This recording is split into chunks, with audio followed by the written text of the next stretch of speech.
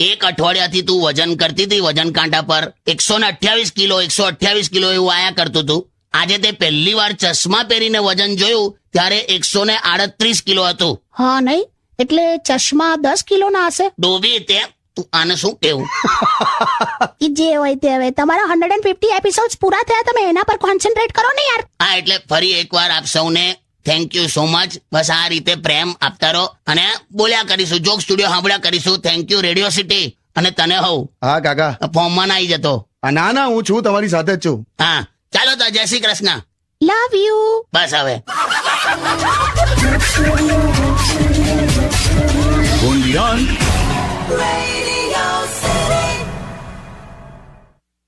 भाई हमारी पुलिस जो जुल्म नहीं भी किया हो ना वो भी कबूल करवा देती है.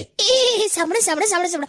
ઓકે, હું આમ માથા પર આમ હેટ મૂકું છું ને તો ખરેખર અંગ્રેજ જેવી લાગુ છું ને. તું માથે પંખો મૂકે તો હેલિકોપ્ટર જેવી લાગે છે. ને પનીર ટીકા બનાવ્યું તું. અરે એ તો ગ્રેવી માટે પાણી પતી ગયેલું માટલામાં. તે ગુલાબ જળ વાપરવાનું. શાકમાંથી પરફ્યુમ જેવી સ્મેલ આવે, વઘારની સ્મેલ આવે, પછી પેલા લોકો નાખી જ જાય ને બહારી રસોડામાં. એટલે હું એમને નડું છું એમ ને. નડવાનો સવાલ નથી વકા, તું પણ તો મારે તો એટલો જ મેસેજ આપવો છે કે બધા ફિટ એન્ડ ફાઇન રહેવું જોઈએ. હા ફિટ તો રહેવું જ પડે. તમે જો જાતે પોતે ફિટ નહીં રહો તો તમારા કપડા જાતે પોતે ફિટ થઈ જશે. લાયા. બસ બોલ્યા હા, જોરદાર. એમને ખ્યાલ આવ્યો કે નહીં? તને ખ્યાલ આવ્યો કે નહીં? ખ્યાલ આવી ગયો. બીજો ફોન આવ્યો કોંગ્રેચ્યુલેશન્સ નો. આજે તો આપણે સેલિબ્રિટી ચલાવો. હેલો, શું તમે મારા વિશે બોલ કરો છો? બોલ. શું બોલ તમે મારા વિશે શું બોલતા હતા હમણાં? અરે તું ખાધે પીધે સુકી છે એટલી જ ચર્ચા કરી. બસ બોલ ને, હું એના માટે ફોન કર્યો. અરે મારે હિંચ લેવી છે. શેની હિંચ બે? હવે અહીંયા હિંચકી ચડી જાય એનું કઈ નહીં. એટલે તમે ઝઘડશો નહીં યાર. અરે આવું જ કરે છે. બાકી તું વિચાર કર ભઈલું, હસબન્ડ કેવો હોવો જોઈએ? કેવો? વાઈફ તૈયાર થતી હોય ને તો એને આમ સેફટી પિન મારી આપે. તે જાનેલી પેલા કુવામાં નાખવાના દોરડા આવે ને જાડા, એવી તો તારી ચોલીની દોરીઓ બને છે. પાછળથી તો રણતુંગાને બાંધ્યો હોય એવું લાગે છે. આઈ એમ સોરી, હું તારી સામે જુઠ્ઠું બોલ્યો એ મારી સૌથી મોટી ભૂલ હતી. બસ. અને દોસ્તો, તમને પણ એક સલાહ આપું છું. પત્ની સામે જુઠ્ઠું બોલતા પહેલા 100 વાર વિચારજો અને સાચું બોલતા પહેલા 1000 વાર વિચારજો. એમ નહીં, એમના બધાની સામે પ્રતિજ્ઞા લો કે આજ પછી ક્યારે લફડું નહીં કરો.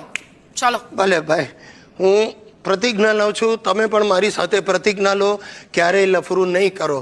અને ભૂલે ચૂકે જો લફરું થઈ જાય તો મારી જેમ પકડાતા નહીં. અરે મારી રાણી, મસ્કરી કરું છું. એને અકડાવતો નહીં આ કે ને તો મારે ભોગવવું પડશે પછી. અરે પણ હું શું કામ અકડાવું? હાલો, હેલો કાકી, કેમ છો? શું છે? અલા આ તો એકદમ કીધું ને બહુ અકડાયેલી છે. હેલો, હા શું છે પણ? શું કરે છે? જમવા બેઠી છું. શું બનાવ્યું? ભાખરીનું શાક. કમલી, તે તો હવારે એવું કીધું હતું ને કે જમવામાં 2 ઓપ્શન હશે, તો એક જ શાક બનાવ્યું. 2 ઓપ્શન જ છે, ખાવું હોય તો ખાઓ, ના ખાવું હોય તો ના ખાઓ. આ ઓપ્શન છે. જોયું તે? હા યાર એકદમ આજા. શું બીજું શું કરે છે? કશું નહીં યાર, શું એકનું એક રોજ પૂછો છો? શું ખાધું ને શું બનાવે છે ને શું કરે છે? બીજા કોઈ સવાલ નથી તમારી પાસે?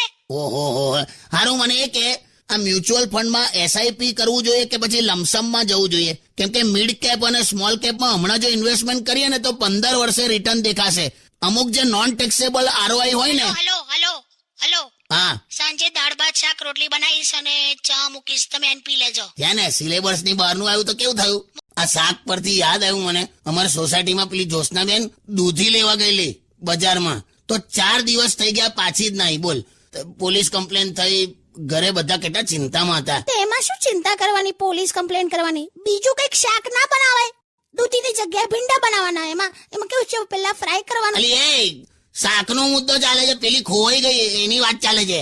હાઇબ્રિડ તડબૂચ જેવી છે. હાવ વગાડ સોંગ વગાડ.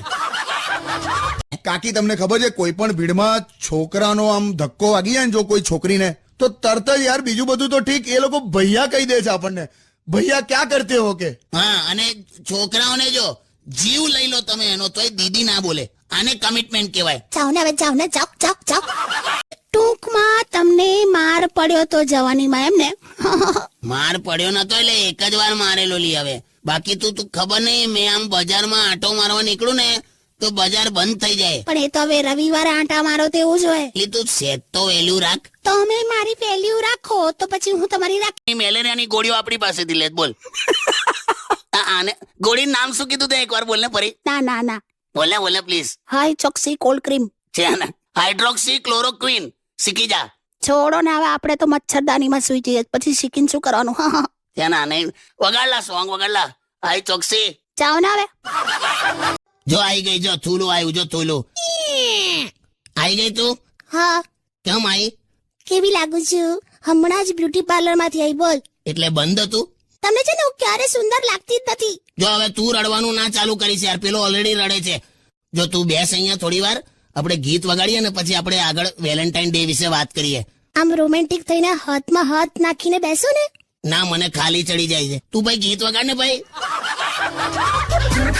એવું જ હોય, પતિ હોય ને પતિ એ પતંગ જેવો જ હોય. તમે સેટ ઢીલ આપો એટલે આગલી અગાસીમાં જ જતો રહે. ચૂપ રહો હવે. આગળની અગાસીમાં કોઈ આઈતી સુવર્ણા કરીને એની સાથે ખબર નહીં શું કરતા હતા. શું કરતો નહીં, મને કઈ આવડે પતંગ ચગાવતા. હું કઈ વાતચીત કરતો હતો. તો તમારી વાતચીત એટલી બધી વધી ગઈ કે સાંજે પાછા તમે એને ઘરે મૂકવા જવાના હતા. તો કાલી આવે ને આમ જ પૂછ્યું. હવે મેં કહું કે ચાલો તમને હું ડ્રોપ કરી દઉં એમ. પણ પેલી એ મસ્ત જવાબ આપ્યો ને તમને કે હું અજાણ્યા વ્યક્તિ સાથે બેસતી નથી. હાલ હવે કાકા આવો જવાબ આપી દીધો તમને. હા, મને કે હું અજાણ્યા વ્યક્તિ સાથે બેસતી નથી આવું બોલીને પાછી એ રિક્ષામાં બેસી ગઈ. જાણે રિક્ષાવાળો એના ફોઈનો છોકરો હોય. તમે આ વેકેશનમાં કશે ફરવા ના ગયા? જો છે ને તે ધીમે રહીને પેટ્રોલ પંપ પર માછી સળગાઈ. અલા પૂછ્યું યાર ખાલી. ના ના, બરાબર જ પૂછ્યું છે ભઈલું. ચાલુ આ કશે લઈ જાય તો ને આખું ગામ બધા ફર કરે છે, ખાલી હું જ કરે છું. લા યાર હવે હું ભાઈ આ જેટલા સાંભળો તમે લોકો, આ જેટલા પણ જાઓ છો ને બહાર આ વેકેશનમાં, એ બધાને મારી એવી રિક્વેસ્ટ છે કે તમે ફરવા જાઓ એની ના નહીં, પણ ફોટા પાડીને ફેસબુક પર અપલોડ કરવાનું બંધ કરો યાર. અહીંયા બીજાના ઘરમાં બબાલ થાય છે યાર. પણ હવે વેકેશન જેવું તમે કઈ રાખ્યું જ નથી, ખબર છે? કોઈના ઘરે રોકાવા આવતા નથી. એવું ના રોકાવાય યાર. શું ના રોકાવાય? અમે તો 20 દિવસ રોકાતા હતા. જો એક વસ્તુ યાદ રાખ, તમે કોકના ઘરે રોકાવા ગયા હો હા, અને થોડા દિવસ પછી જયારે ટીંડોળા, ગીલોડા, કારેલા, દૂધી આવા બધા શાક પીરસવા માંડે ને એટલે સમજી જવાનું કે આપણે બહુ વધારે રોકાઈ ગયા. સાચી વાત કે નહીં? સાચી વાત. પણ કશેક તો લઈ જાઓ યાર, મારું મન નથી. હા પહેલું પણ હવે છે ને 4 દિવસથી ઉજાગરા છે ને, અને આખી રાત જાગું છું, એટલે છે ને 1-2 દિવસમાં મુકાઈ દઈશ. કેમ આખી રાત જાગો છો? અત્યારે કાકા બીમાર છે ને. અરે કાકા બીમાર છે તો એક નર્સ રાખી લો ને. તે રાખી જ છે એટલે તો જાગ્યા કરે જા. આ તો મેં એટલે જ ફોન કર્યો છે કે આજે ને આજે હવે તમે પેલીને રવાના કરો. હા કે હાલી આ આજે ને આજે હાલી આવે પતિ ક્યું જબ દિલ હી ટૂટ ગયા. મૂકી દો હવે. સોરી. જો મારી વાત શાંતિથી સાંભળી લેજો. તને કહું, સોસાયટીની બધી આની બેનપણીઓ છે ને એ બપોરે આવે છે અને અંદર એસી ચાલુ કરીને રૂમમાં બેઠા હોય છે શાંતિથી. હવે તું વિચાર કર, 12-15 જણા ભર્યા હોય, એમાં તંબુરોલા ઠંડક લાગવાની તને. અને અંદર જવું તો વાતો કેવી એ લોકોની, કે પેલી મંગળા માસીની દીકરી કોક હારે ભાગી ગઈ, પેલી ભદ્રાને ડિલિવરી પ્રોબ્લેમ છે તો બાબો નથી થતો. અલા પણ હું એમ પૂછું, ભદ્રાને બાબો ના થાય એમાં મારો વાંક? ચૂપ રહો હવે.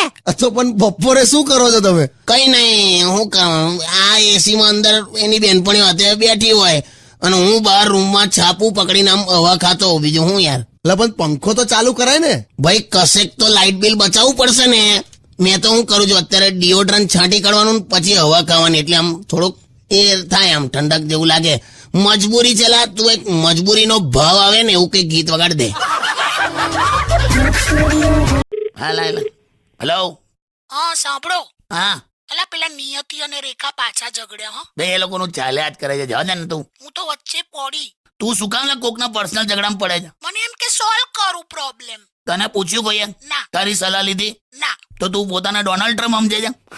કોકનો પર્સનલ મેટર, તાર કોઈ લેવા દેવા નહીં, તોય વચ્ચે ઘૂસવાનું. સારું, હવે જવા દો, નહીં જવું. તારે સાંભળો, આ ન્યૂઝ વાળા એવું કહે છે કે આ તો ખાલી સીઝ ફાયર છે અને હજી તો સર્જિકલ સ્ટ્રાઇક થશે. તે વાત સાચી? મને હું કહું, મને પૂછીને કરે છે બધું? અલા પણ તમે કેમ? ત્યાં જો ને, એટલે આ એક્ઝેક્ટલી સર્જિકલ સ્ટ્રાઇક એટલે શું પણ એ તો કહો. સાદા શબ્દોમાં કહું ને તો રાત્રે કોઈ ઊંઘતું હોય હા, ત્યારે એનો ફોન અને ખિસ્સા ચેક કરવા એ સર્જિકલ સ્ટ્રાઇક કહેવાય. એવું ના બોલો હા, એ તો ખાલી ગઈકાલે મેં એટલા માટે તમારો ફોન ચેક કરેલો કેમ કે મારામાં નેટવર્ક નતું આવતું. તું એક કામ કર, એકવાર છે ને પેલું એરપ્લેન મોડ પર રાખ, 2 મિનિટ રહેવા દેજે અને પછી હટાવી દે તો નેટવર્ક આવી જશે. ના